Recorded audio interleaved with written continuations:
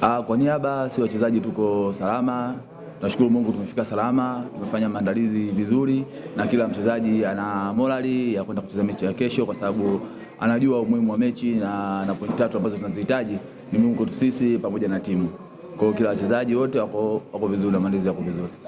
Nini hasa kimebadilika baada ya kupoteza dhidi ya TRA?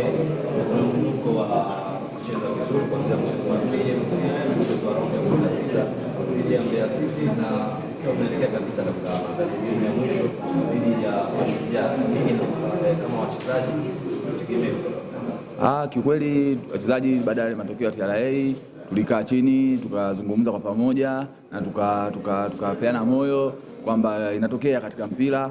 Huu ni wakati mgumu, lakini tunapoelekea tunaenda kufanya vizuri zaidi. Kwa hiyo kila mchezaji akawa anampa mwenzake morali na hamasa, tupambanie timu na tuhakikishe tunapata ushindi kila mechi zinazokuja.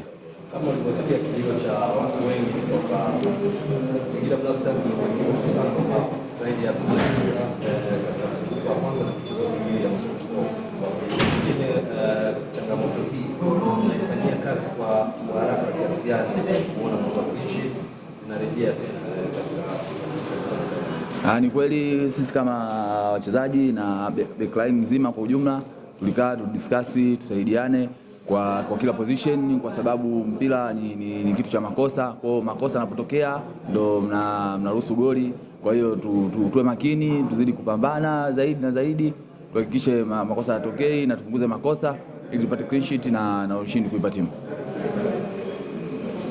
Namna ambavyo ni wachezaji sasa ambao tunakwenda kuona wachezaji na watazamaji wa wachezaji wa Mashujaa bila kesho, watu ambao tunakuwa watu wa kawaida ambao tunasema kushindana au wana maendeleo yao zaidi au wao.